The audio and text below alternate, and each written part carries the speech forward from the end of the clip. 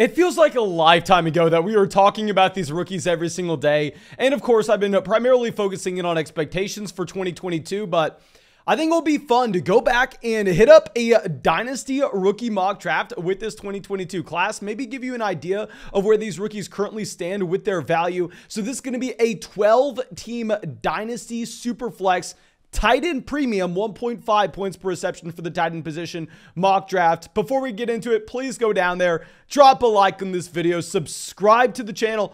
Only if you play Dynasty Fantasy Football. You're only going to find Dynasty content here. So if you play in a Keeper League, a Dynasty League, this is going to be the channel for you. And let's go right into this and let's start it off with the first 5 picks. I mean, we're picking at 5. And the reason I chose the 5 spot is, honestly, it's very easy. I mean, I think that there's still a clear tier of 5 players in rookie drafts right now. So we could go through, we could take pick 5, just take whatever wide receiver that we like falls to us. And that's exactly what happened. I mean, here we had Breece Hall off the board, 101. Zachary decided to go the 101, of course.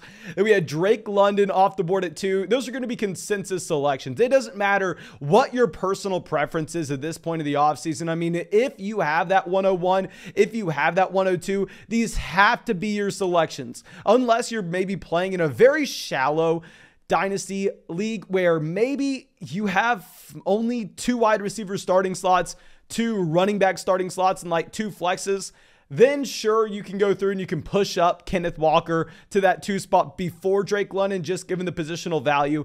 But if that's your format, you should fix your life. In Dynasty, you should be able to start at least 10 players through your starting lineup.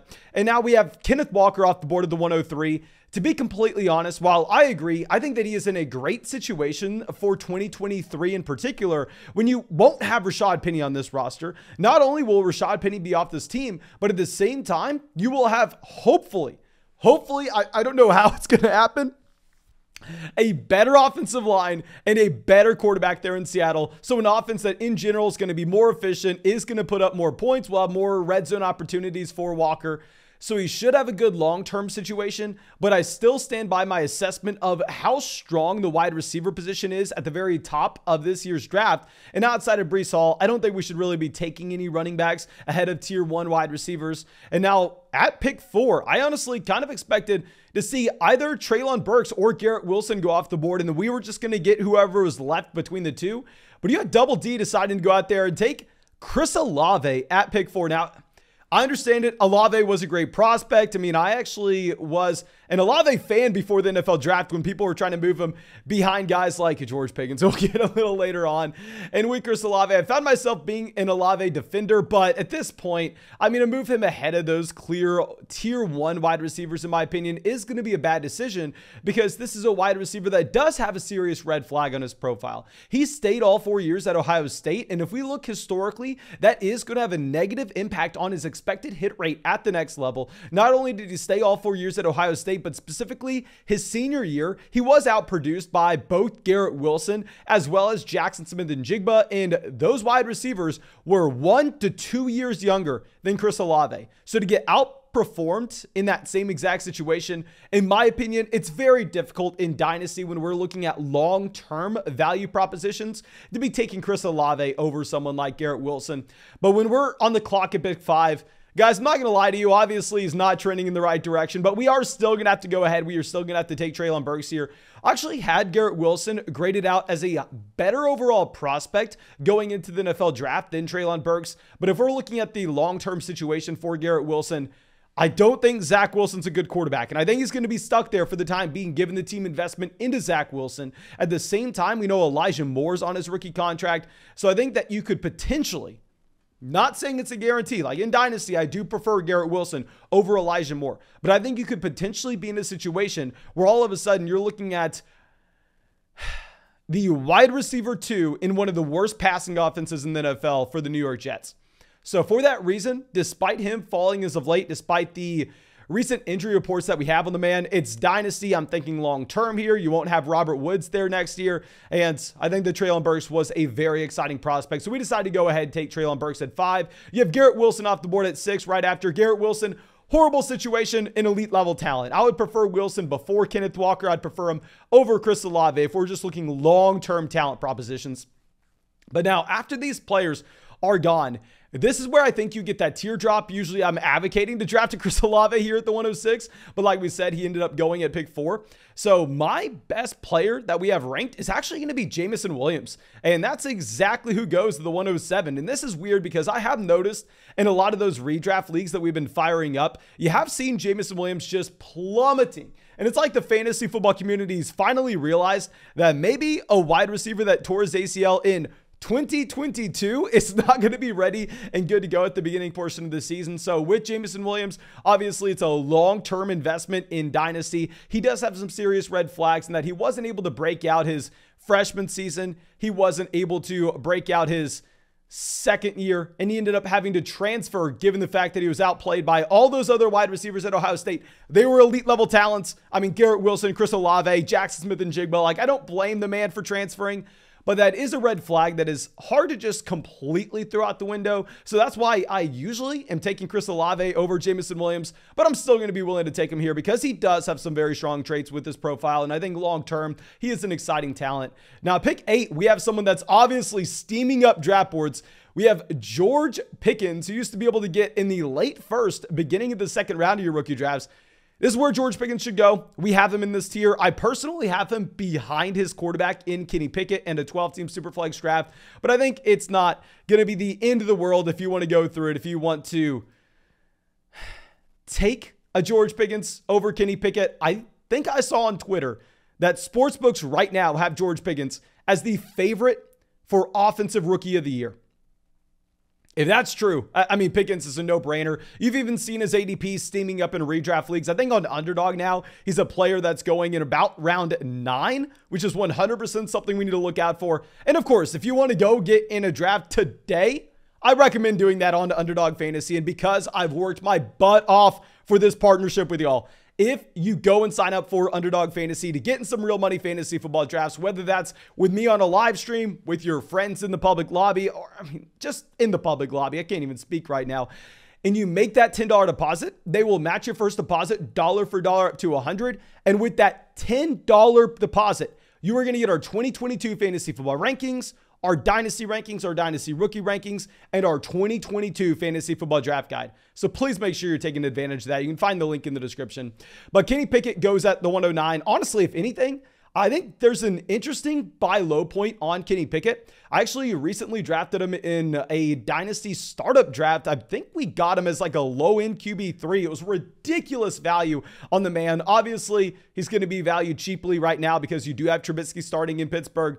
But Pickett looks like he's the long-term answer. And in my opinion, it's a pretty good situation to be in, especially if we're getting these reports coming out about George Pickens. Now let's go down to our next wide receivers. We have Skye Moore, Christian Watson going here 110, 111. Personally, I like it going and betting on wide receivers that didn't have complete profiles, did have some red flags, but still have a crap ton of upside, playing with some of the most efficient quarterbacks in the entire NFL. I am of the opinion that these wide receivers are the guys we need to be targeting this year in rookie drafts. I think if we're going to look at the wide receiver versus running back position and compare the strengths between the two rooms, wide receiver is going to be the way to go about it. I like taking Skye Moore, Christian Watson at the end of the first. But the first pick that I really do not like, and I'm sorry to do this. Malik Willis at pick 12 is horrible.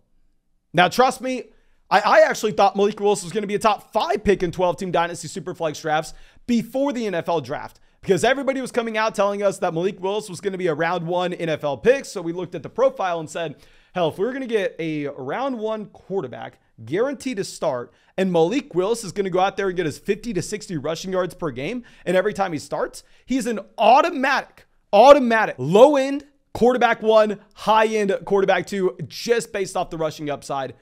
The issue is, and I know this is such base level analysis, but it's proven with the data, when you fall to round 3 of the NFL draft, we have to completely skew our expectations on how many games we're actually going to get you starting. I think that Tannehill is going to be the starter this entire year in Tennessee outside of an injury.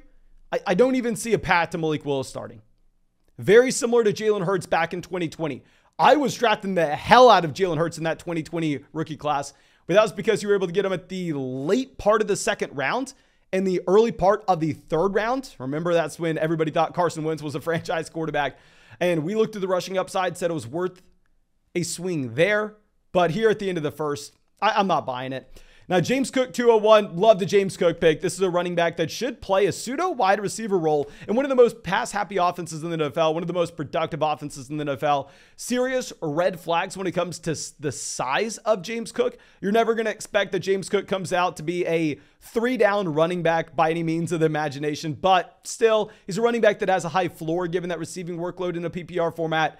And if we assume that Buffalo is going to be a top 3 offensive points scored, if he can somehow take that red zone role away from Devin Singletary, he should be a running back with upside as well. But now going over to our next 2 guys, I know that this is going to be a very common pick here. You have Dameon Pierce at the 202, Brian Robinson at the 203. Obviously, these are 2 running backs that are steaming up draft boards. I mean, crazy the hype that you have on these guys for 2022. Now, personally, if we are just taking a step back and looking at their profiles that they had going into the NFL draft, I do not believe that these running backs are extremely talented options for the long term. Even if a Dameon Pierce comes out and is the starting running back for the Houston Texans this year, which, 100% that can happen. I mean, he could be the starting running back over Marlon Mack. I'm not questioning that in the slightest. At the end of the day, he is a running back with no pedigree that goes on day 3 of the NFL draft that is going to be a starting running back behind a bottom 5 offensive line and at the same time, a bottom 5 offense overall. So we need to ask ourselves, if you're a contending team, are you starting Dameon Pierce this year? I would probably say no. If you're a true contender, you should have a better option at running back 2 than Dameon Pierce. And if you're a rebuilding team, are you excited about Dameon Pierce's long-term value in Houston? I would argue you shouldn't be. Because if we look at these running backs that are day 3 draft picks, even when they hit, even when they're fantastic, when you have Marlon Mack hitting from day 3, when you have Elijah Mitchell hitting from day 3, when you have Philip Lindsay hitting from an undrafted standpoint, as well as James Robinson hitting from an undrafted standpoint, what happens? The team immediately goes through and just grabs their replacement. They don't give a damn. They have no investment into the individual player. So I would be worried, even if Dameon Pierce has that breakout his rookie year, what is stopping Houston from just going out and drafting a running back in that 2023 class? I don't exactly know. So I don't love the Dameon Pierce value, even though I know everybody's going to say he's the best value on this board.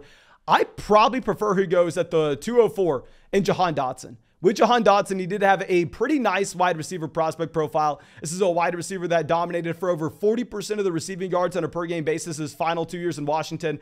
The red flag is he didn't break out until later on in his collegiate career, but that's explained away, understanding you had KJ Hamler and Pat Frymuth there for the first 2 years of Jahan Dotson's career at Penn State. So I think the late breakout, the late to clear age is still a very serious red flag, but we can at least have some context with the situation. I think Dotson's a great pick here at the 204. I probably prefer Dotson over Brian Robinson. I probably prefer him over Dameon Pierce, if I'm going to be honest with you.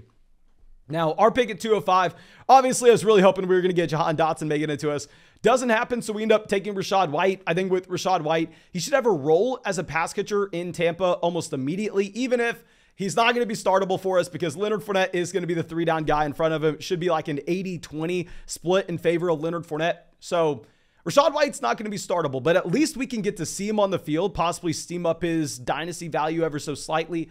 And obviously you have the contingency value if something were to occur to Leonard Fournette in front of him, where Rachaad White could all of a sudden jump into a range where, hell, maybe he is the starting running back for a Tampa Bay offense with Tom Brady. And he was the best pass-catching running back in this year's draft class, maybe right alongside James Cook. So I'm fine with Rachaad White at the 205. It's not like I'm jumping up and down with joy as we would have been if we had Jahan Dotson. Now, Desmond Ritter at the 206. Ritter, very similar to like Malik Willis, a quarterback that should have some rushing upside that I think maybe is more likely to go through and start early on, just given the fact that this team really doesn't have anything invested into Marcus Mariota either.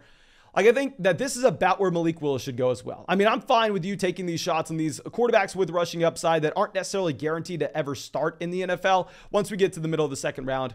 And then we have Isaiah Spiller at the 207. Isaiah Spiller, definitely a faller. I mean, coming out of Los Angeles training camp, it's not like the reports you're getting out of Houston. I mean, every beat report you get out of Houston, everybody's saying, oh my gosh, Dameon Pierce is the guy. Dameon Pierce is him.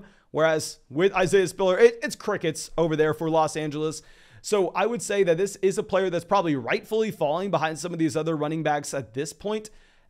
But very similar thought process to a Rachaad White. If he can earn that running back 2 job there in Los Angeles, should be a running back getting touches on a week-to-week basis. And on top of that, he should be a running back that has that contingency value if something were to occur to Austin Eckler. Now, Tyler Algier, 208. Personally, I'm going to prefer the wide receivers in this range. Looking at guys like David Bell, Jalen Tolbert, Wan'Dale Robinson. I mean, these are wide receivers that I think actually are significantly better prospects than someone like Tyler Algier. This goes right back to our conversation with like a Dameon Pierce. In reality, what is the true value that we're getting here? If you're a contending team in Dynasty, you should have a better option than Tyler Algier. He should never be someone you're looking to start year 1. And at the same time, even if he does hit, this is a running back with limited team investment. What is stopping them from going out there and just taking the next running back in 2023? Combine this with the fact that he's in a capped offense overall. A very similar situation to Dameon Pierce, and that I could see how he gets there. It's like a low-end running back 2, his rookie season. But in reality, I think I would just rather take these shots on the wide receivers where we love the profiles. David Bell, Jalen Tolbert, Wan'Dale Robinson into the second round. Beautiful picks. Beautiful, beautiful, beautiful picks. Now let's go to the beginning of the third where you have Zachary deciding to go John Mechie at the 301. Prayers up for John Mechie, of course. With John Mechie, should be that long-term slot option in Houston. I am not a doctor. I was supposed to go to med school before we decided to be a fantasy football YouTuber instead. But I mean, here, if we're going to be looking at John Mechie, I can't help you with this. I liked him as a prospect coming out. He looked like he was going to be that slot wide receiver that was better in fantasy than the actual real life value he added to an NFL team based on the fact that he could play the slot. He could command volume, but not necessarily stretch NFL defenses with his lack of speed. I can't speak on long-term outlooks on John Mechie. I mean, prayers up. That's all I got to say. Now, Romeo Doubs is the player off the board here at the 302. I think it's fine. I mean, here obviously he's got a ton of hype coming out of the Green Bay Packers training camp, and yeah, let's say it's fine. I mean, if you're liking this wide receiver profile, which it was okay. I mean, it wasn't anything special. I definitely still prefer Christian Watson. He does land himself in a great situation, and based on his performance in the preseason, as well as what we've heard out of training camp, guaranteed a roster spot. And if he gets out there on the field, we could see some touchdown upside given the fact he's playing with Rodgers. Now, back-to-back picks right before us. I was sitting here thinking that we were going to get Trey McBride in a tight end premium format in the middle of the third round. I was about to really like our draft, but Trey McBride goes to the 303. Perfect pick. I honestly probably would have taken Trey McBride way back at the 301. And then Isaiah Likely, I mean, a tight end that is at a very difficult spot, obviously playing behind Mark Andrews, but had that massive preseason blow up where a lot of people are going to be excited about him in a tight end premium format. Now, at the 305, we decided to go Tyrion Davis-Price. And I'm not going to lie to you. I think that this was a mistake. Tyrion Davis-Price is a running back that I would have loved at this price point before training camp, before the preseason. But now that we're looking at it, it's not like Tyrion Davis-Price is the clear running back 2 in San Francisco. Looks like you are going to have some implementation of Trey Sermon. I mean, there's so many RBs here to be taking touches. Obviously, Elijah Mitchell looking like the starter. So now that we are getting the reports out of Kansas City that Ronald Jones should be cut, even if I don't have him on a single roster, Isaiah Pacheco is someone that we had to take here at the 305. He's the right pick. Lucky 67, great pick there at the 307 with Isaiah Pacheco. You have Samir White, 308. Samir White, someone I'm not too excited about. Price point completely fine, though. I mean, the reason I'm not going to be as excited about drafting a Samir White, say in the second round, as I think you would have a lot of other dynasty drafters, is because he is a slightly undersized running back that only plays on first and second down. You don't really see a path to real upside with the Samir White. So I am still going to prefer a lot of these wide receivers that go in front of him. But, I mean, 9 times out of 10, Zamir White's going to go before this in your rookie draft. Now, after this, we have Shakir going there at the 309, Tyquan Thornton at the 310. Taking your shots on these wide receivers at this point, you'll see that we take a second-round wide receiver in the 4th round here. Hassan Haskins, Pierre Strong go at the end of the 3rd. I mean, hell, I guess Pierre Strong would have been very intriguing if this team ended up actually trading Damian Harris. Then we have Sam Howell at the 401. And with Sam Howell, I definitely think that he's going to be a much better pick now if we're going to be comparing him to someone like Matt Corral. Now that Matt Corral would have to jump 2 quarterbacks, and with Howell, he'd only have to jump 1. And if he were to find out how to start for the Washington Commanders, he'd be in a pretty good spot. I mean, you have obviously a couple of running backs there that you can use. You have Terry McLaurin. You have Jahan Dotson. Logan Thomas just got off the PUP, so I think he's even going to be an okay tight end. So I like the Sam Howell pick when you're looking at a 4th round selection. Keontae Ingram, 402. I'm personally going to have a very hard time going with Keontae Ingram here. Didn't necessarily like the value that you had with him right after the NFL draft. I thought it was kind of crazy. He was everybody's favorite sleeper. And this coming from a former UT Longhorn. Like, trust me, I got that wall right here. I'd love to go out there and root for Keontae. But looks like he's going to be what? The running back 3, possibly even the running back 4 in Arizona right now. I mean, all reports are saying Eno Benjamin's the guy behind James Conner. And at the same time, they signed Garrett Williams. Now, we have Greg Dolces coming in at 403. Probably the best pick in this range. Honestly, I think he's someone that you should have probably taken back at like the 309 once Samir White was off the board. Because we have had reports that Albert O is going to be a tight end that maybe plays a little bit more in line. And there was that concerning preseason usage that you had with Albert O playing pretty much every single snap through an entire preseason game when every other starter sat out. Like, that is going to be somewhat concerning. We have Danny Gray here at the 404. Nothing to talk about. Just take your shots on these wide receivers. I mean, at the 405, I take one of the weirdest looking wide receiver prospects of all time with Velus Jones Jr., someone that's the same age as Juju Smith-Schuster, who was drafted in 2017. Like, the hit rate you should expect on him is so damn low, but he is a wide receiver that, based on his speed and the fact that he goes in the second round of the NFL draft, he should be someone that gets to play some year one. Maybe if he catches a long touchdown or two, we can flip him for a third. We have Justin Ross, 406. Doubt he makes the roster, but if he does make the Kansas City Chiefs roster, that would be very exciting. Calvin Austin, 407. Tougher to draft him now when we have Deontay Johnson signing that extension, as well as the George Pickens hype. Phillips, 408. Snoop Conner, 409. Kate Auden, 410. Danny Bellinger, 411. Tyler Beatty here, 412. I like the idea of going and grabbing Tyler Beatty if you don't believe in the Gus Edwards rehab process, which right now does sound like Gus Edwards is a little bit behind J.K. Dobbins, maybe opening up the door for another running back. But that's all I got for y'all here. I really hope y'all enjoyed this video. Let me know if y'all want more Dynasty content. Of course, you can do that by dropping a like, subscribing to the channel if you play Dynasty Fantasy Football, and letting me know what you want in the comment section below. But thank you. I appreciate you. I hope we get to see you with the video again later this week, and I hope you have a great day.